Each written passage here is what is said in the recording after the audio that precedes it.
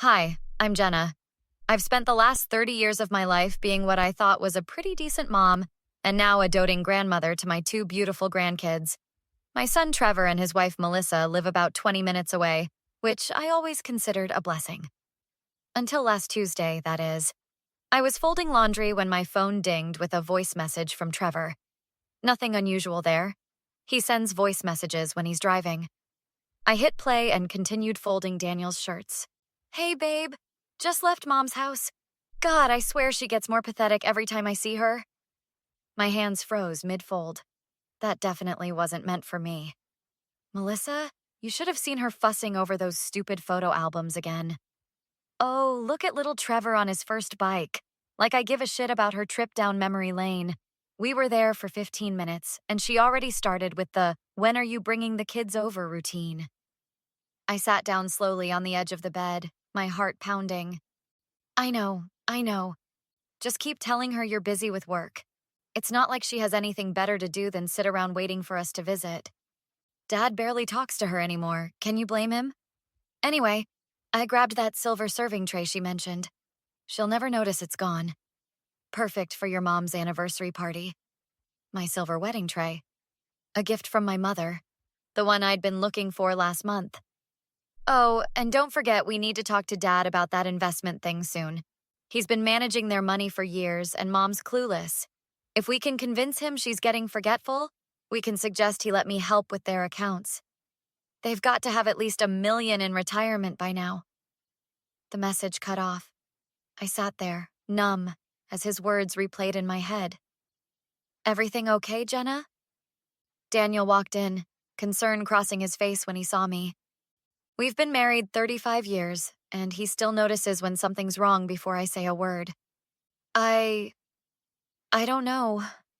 Trevor just accidentally sent me a voice message meant for Melissa. What did it say? I couldn't repeat it. Instead, I handed him my phone. As he listened, his expression hardened. Son of a... I always thought Melissa was a bit cold, but this is... Daniel rarely gets angry, but I could see it building now. What do we do? Call him out? Confront them both? And have them deny everything? Make excuses? Tell us it was a joke? Daniel shook his head. No, if they're trying to manipulate us, especially financially, we need to be smart about this. I nodded slowly, my shock giving way to something colder, more focused. You're right. If they've been playing us, I want to know how deep this goes before we confront them. That silver tray isn't the only thing that's disappeared when they visited. So we investigate, Daniel said, taking my hand.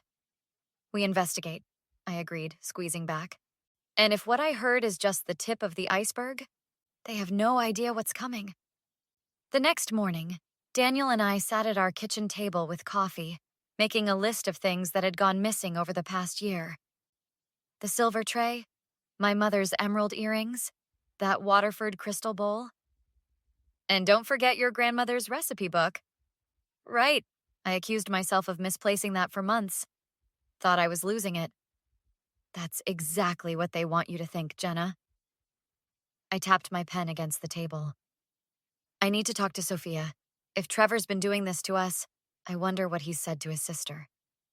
My daughter Sophia arrived for lunch later that day, looking concerned when I asked Daniel to give us some privacy.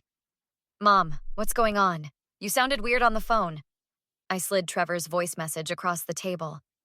Just listen. Her face went from confused to shocked to angry in 60 seconds. That manipulative little... I knew something was off. Trevor told me last month you forgot his birthday, and then got mad when he called you out on it. What? I sent him a gift and called him first thing that morning.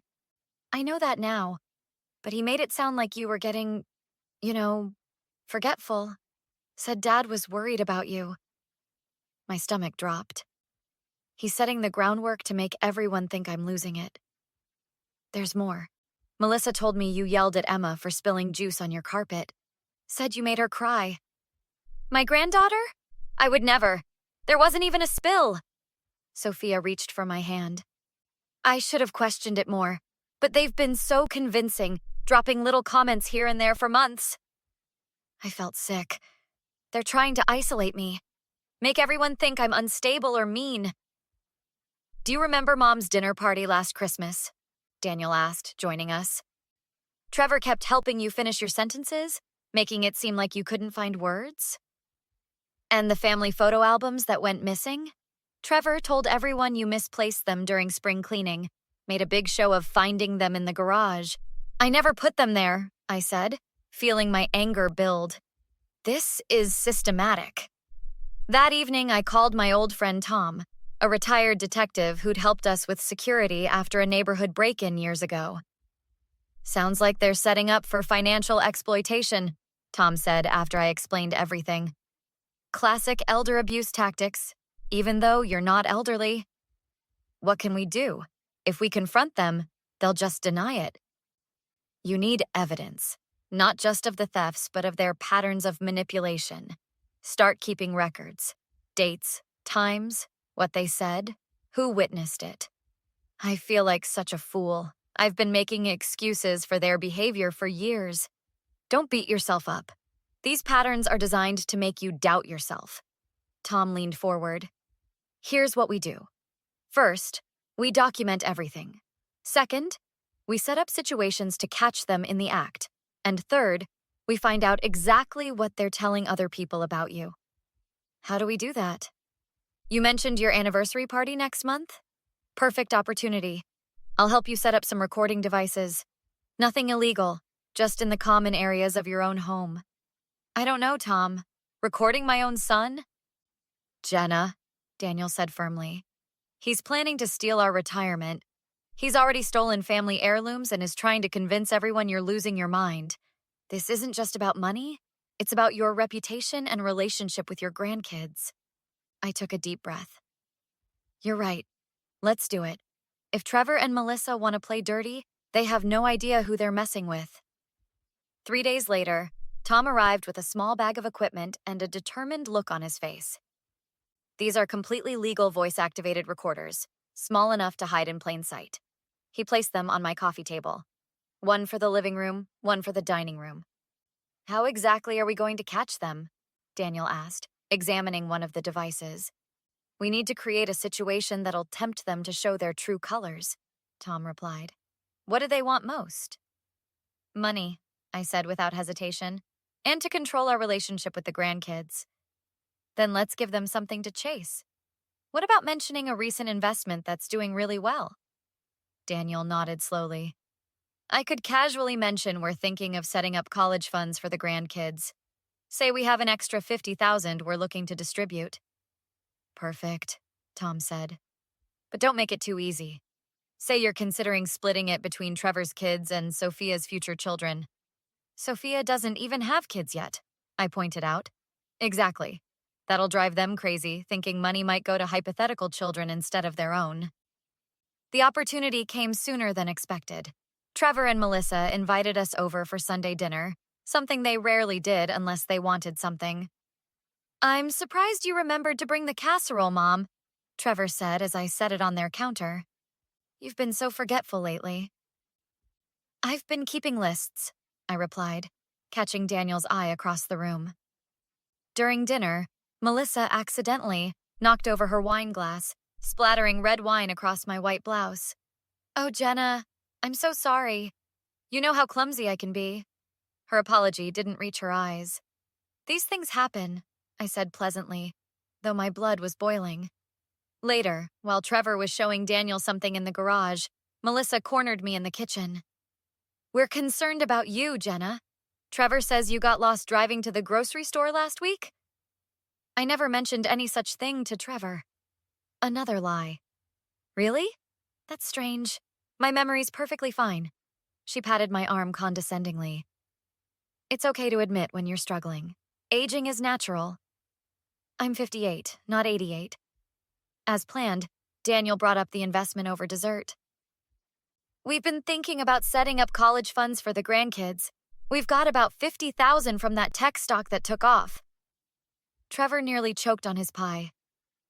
That's great, Dad. We're thinking half for Emma and Lucas and half for any future children Sophia might have. Melissa's smile froze. But Sophia isn't even married. Our kids are already here. It's about being fair, Daniel said mildly. The next morning, Trevor called me. Mom, I've been thinking about what Dad said. Maybe I should help manage that investment. Dad's getting older too, and these financial decisions can be complex. That's thoughtful, honey. Why don't we discuss it at the family reunion next weekend? Over the next few days, Trevor called repeatedly, each time finding ways to mention the money and subtly question my competence. Meanwhile, Tom and I set up everything for the reunion. We placed recorders strategically around my house and prepared a special surprise, a video compilation of all the missing items I'd found in Trevor and Melissa's home during my confused wanderings. Are you ready for this? Sophia asked the night before the reunion. She'd become my strongest ally. More than ready.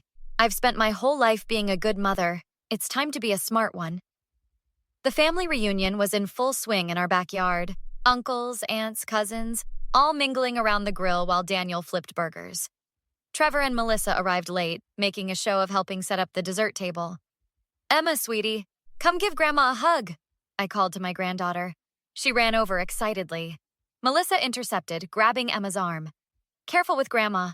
Remember she gets confused sometimes? I'm not confused, Emma said, frowning. Grandma never gets confused. Out of the mouths of babes, I whispered to Sophia, who squeezed my hand supportively. After lunch, I clinked my glass for attention. Everyone, if I could have a moment? Daniel and I have an announcement about our family finances.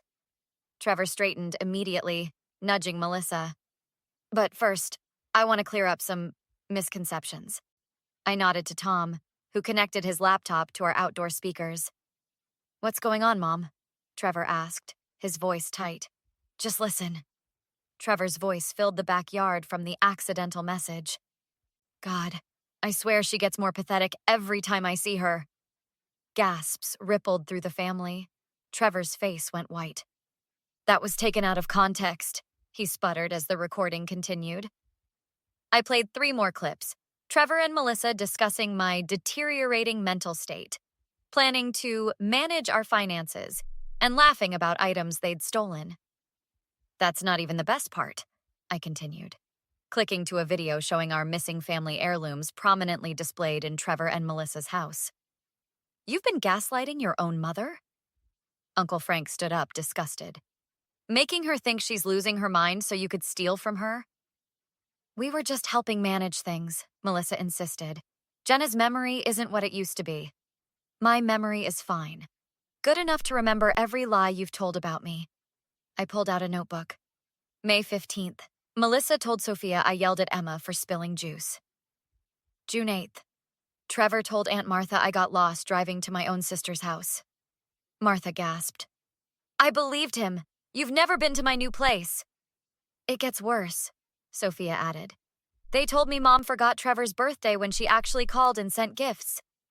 The family turned on Trevor and Melissa like a wave.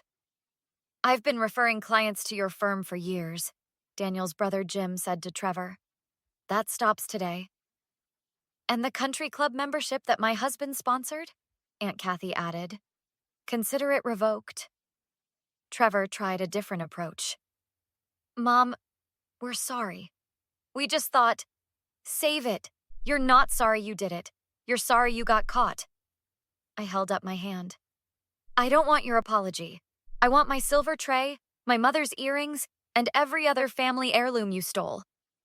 And, Daniel added, standing beside me, we want you to tell everyone here the truth about Jenna's mental state. Trevor looked around desperately. Fine. Mom's completely fine. We made it all up. Why would you do this to your own mother? Sophia demanded. Because they're greedy and thought they could get away with it, Tom said plainly. As Trevor and Melissa slunk away from the party, Daniel put his arm around me. What about the $50,000 for the grandkids' college fund? Trevor asked pathetically from the gate. Oh, that? There is no extra money. That was bait, and you took it hook, line, and sinker. That evening, after everyone left, Sophia stayed to help clean up. How do you feel? She asked, loading the dishwasher. Lighter, like I've put down a weight I didn't know I was carrying. Will you ever forgive them? I thought about Trevor as a child, the son I'd loved unconditionally. Then I remembered his voice. God, I swear she gets more pathetic every time I see her. Some things can't be undone, Sophia. Some betrayals cut too deep. What now? Now we move forward with the people who actually love us, the real family. What would you do if your own child betrayed you like Trevor betrayed Jenna? Is cutting off toxic family members ever justified, even when it's your own flesh and blood? Or should family always get another chance, no matter what they've done? Share your thoughts in the comments below. I'd love to know where you stand on this difficult question. If you enjoyed this story of family drama and sweet revenge, please hit that like button and subscribe for more compelling stories just like this one. New videos every day that'll keep you on the edge of your seat.